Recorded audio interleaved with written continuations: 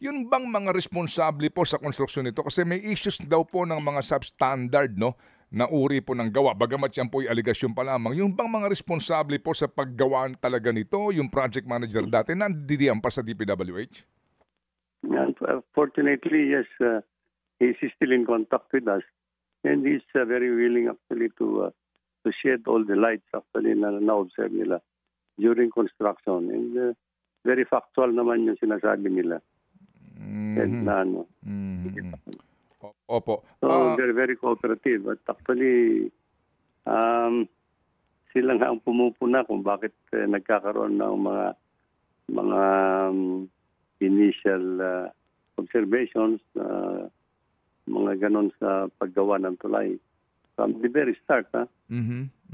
Opo. Sec, mayroon po, ito ho, at least nandiyan kayo para sumagot. Meron po ako nasagap na impormasyon na yung total cost kasi nito, nung una nga, hindi ito 1.2 billion at pati ho yung haba niya, di ba? Yung approach ka, hindi kasama doon sa kontrata. Pero may report na yung pong kontratang ito, magkano bang original nito kung alam po ninyo? May report po na sa bidding, nag-dive yung winning contractor ng sobrang laki, kaya po ito naging resulta.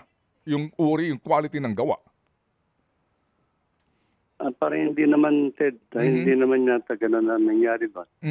Hindi naman nangyari doon. I think it was reasonable naman yung price that na nila sa bidding. Actually, ang original concept of this project was actually supposed to be financed under the JICA. Japan JICA, no? And ang initial estimate nila daw at that time is about 1.9 billion. 1.9 billion, but it would have been undertaken by Japanese contractors and materials from Japan and things like this. But then it was decided actually that kaya daw ng local, so nag-shift sila sa local financing.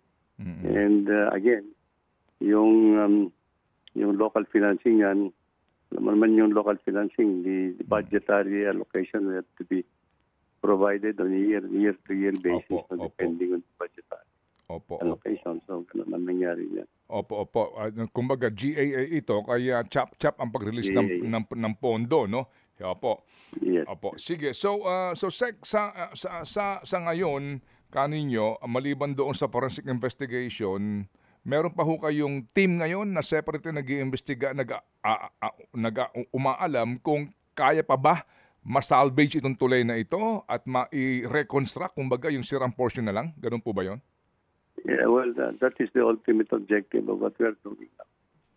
Actually, Ted. Yun ang gagawin namin.